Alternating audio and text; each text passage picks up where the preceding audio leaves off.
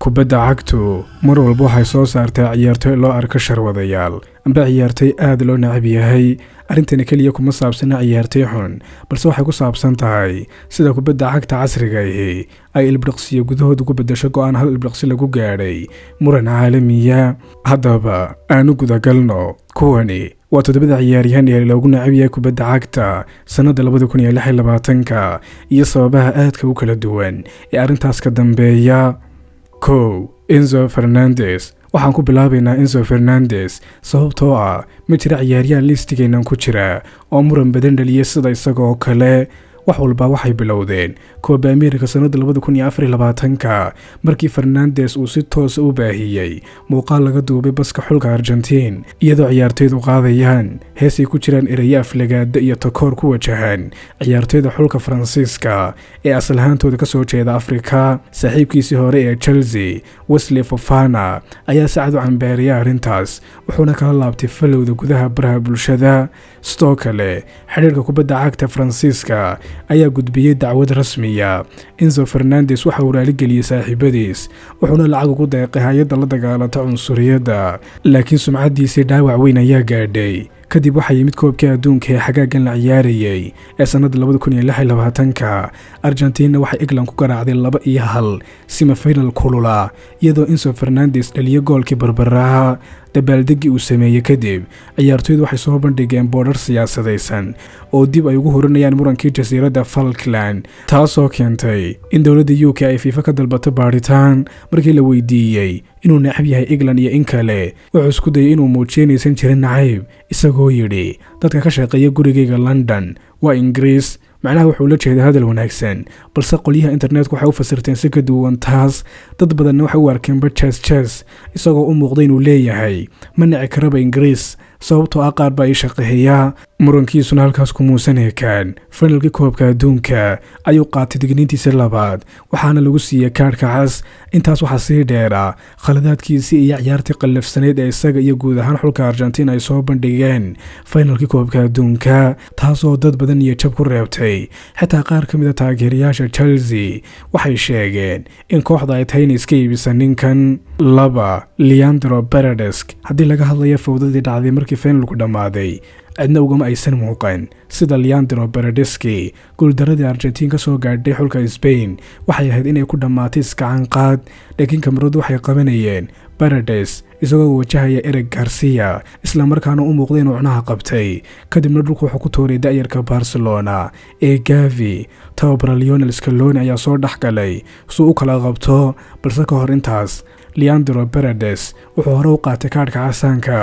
iyadoo Argentina ay durba guul daraysatay goolhayii hore England ee Joe Hart waxba kama uusan qarin arintaas isagoo ku tilmaamay dhacdadan dhaqan aad u foolxun runtii waxa arintan sii xumeeyay waqtiga ay dhacday ma ahayn khalad dhacay daqiiqadii 89aad iyadoo ciyaartu wali socota ciyaartu way dhamaatay Spain waxay noqotay horyaalka adduunka haddana Paredes wali waa uu dagaalamayay ciyaaryahan hore loogu yaqiin xanaaq badan dhacdadani waxay noqotay tii dad badan ku qancisay in xanaaqiisu uusan cidna waxba u taraynin wararka ayaa sheegaya in FIFA ay si adag u eegayso arintan iyadoo Paredes laga yaabo inuu wajaho ganaax dheer halka xiriirka Argentina isaguna laga yaabo inuu la kulmo tallaabooyin la xiriira boodharkii siyaasadeed iyo dhaqankii ciyaartoyda Alejandro Garnacho haddii aanu gudubno Alejandro Garnacho wuxuu la yaab la ulumiyay kalsoonida laba kooxood oo waaweynaa muddo ka yar hal sano gudaheed kadib markii ay isku dhaceen tababara Ruben Amorim ee Manchester United lagana reebay kooxdii finalka Europa League sanada 2025 isla markaana lagu tababarayay meel ka baxsan kooxda koobaad wuxuu ugu dambeyn Chelsea ugu wareegay lacag dhannayd 40 milyan oo euro laacibkii hore ee United Nicky Butt wuxuu si adag u weeraray Garnacho isagoo sheegay in dabeecadiisu ay tahay mid aad u xun isla markaana lagu degdegay in loo arko xiddig weyn laakiin Chelsea uma aysan noqon bilowga cusba ee uu rajaynayay warar ayaa sheegaya in kooxda ay diyaar u tahay inay iibiso xitaa isagoo hal ciyaareed oo kaliya joogay maadaama heshiiskii uusan sidii la rabay u shaqaynin markii kooxda United ay Chelsea ku garaacday 1-0 ugana badisay xilli ciyaareedkan ciyaartoygan loo yaqaan Luke Shaw wuxuu soo dhigay sawir uu Garnacho dhulka ku jiidayo isagoo raacay qoraal muujinaya in khilaafka hore uusan wali dhammaan sawirkaasna waxaa jeclaaday oo comment iyo like badan ka bixiyay ciyaartoy badan oo Manchester United taasoo muujinaysa in xitaa saaxiibadiisii hore aysan si wanaagsan ula dhacsanayn amba aysan ka helinba hibadiisa cidina ma diidana Garnacho balse taageerayaal badan ayaa hadda u arka inuu dhib badan yahay marka loo eego faa'iidada uu keenayo. 4 Alexandro Sørloth isaguna wuxuu tusaale u yahay sida taageerayaasha kubadda cagtu hal go'aan ugu bedeli karaan ciyaaryahan geesiya qof la necab yahay. xulka Norway waxay hal iyo eber ku hogaaminaysa England quarter-finalka koobka adduunka sanadda 2026 markii kabtan Martin Odegaard uu baas cajiib u dhiibay Sørloth iyo Erling Haaland iyagoo laba ciyaaryahan ku noqday hal daafac halkii uu kubadda u dhiibi lahaa Haaland oo gebi ahaanba bannaan ahaa. Sørloth wuxuu doortay isagu inuu toogto goolka laadkiisna waa laga difaacay oo waa la caliyay. Haaland wuxuu gacmaha ku rutaagay isagoo yaaban. England ayaana markaa dib u soo laabatay waxayna 2-1 uga badisay xulka Norway. labada goolna waxaa dhaliyay Jude Bellingham. Sørloth wuxuu qirtay khaladkiisa isagoo yidhi waxa kaliya aan rabay xaaladaas waxay ahayd inaan kubadda siiyo Erling Haaland laakiin ilbiriqsi gudahood waxaan mooday inaanan baas siin karin markaas ayaan toogtay. taasi ma aysan joojin weerarka internetka lagaga qaaday dadkuna waxay ku eedeeyeen danayste iyo xitaa inuu yahay mid ka masayray sumcadda Haaland. wararka qaar waxay sheegayeen inuu helay hanjabaado dil ah ma jirto wax caddaynaya inuu la kac u sameeyay arrintaas balse marka internetka lagaga kacsan yahay xaqiiqdu marar badan fursad meeshaas ay u soo baxdo. haddii Sørloth muujiyo sida gees loogu bedeli karo qof la necab yahay Federico Valverde wuxuu muujiyay sida kabtanimadu cadaadis u kordhiso. 5 Federico Valverde sanado badan waxa uu ahaa mid ka mid ah ciyaartoyda ugu ixtiraamka badan Real Madrid qof dabacsan shaqo badan sawirna looga qadariyay adduunka oo dhan laakiin sumcadiisii waxa dhaawacay laba iska horimaad oo tababarka dhexdiisa ka dhacay oo ahaa isaga iyo Tuchemeni. dhacdadii labaadna waxay sababtay in Federico Valverde wajiga laga talo kursi curyaan iyadoo lagu jeediyay la geeyay isbitaalka. kooxda Real Madrid ayaana xaqiijisay in dhaawac madaxa ka soo gaaray Federico Valverde. labada ciyaaryahan waxa lagu ganax dhanaa 500,000 oo euro. Valverde waxa uu sheegay inaysan iskaraacin balse uu mis ku dhacay kadib daal iyo jahawareer badan waxayna sidoo kale ku soo beegantay muranna ula lahaa tababari hore Real Madrid Xavi Alonso. inkastoo aan la ogeyn waxa dhabta ka dhacay qolka labiska Real Madrid muuqaalka dibadda laga arkayay waxa uu dhaawac weyn u geystay sumcaddii kabtanimo ee Federico Valverde. kadib xulkiisa Uruguay waxay ku hadheen koobka adduunka heerka guruubyada taasoo su'aalo badan ku dhalisay Federico Valverde iyo labadiisa kooxoodba Real Madrid iyo xulkiisa Uruguay.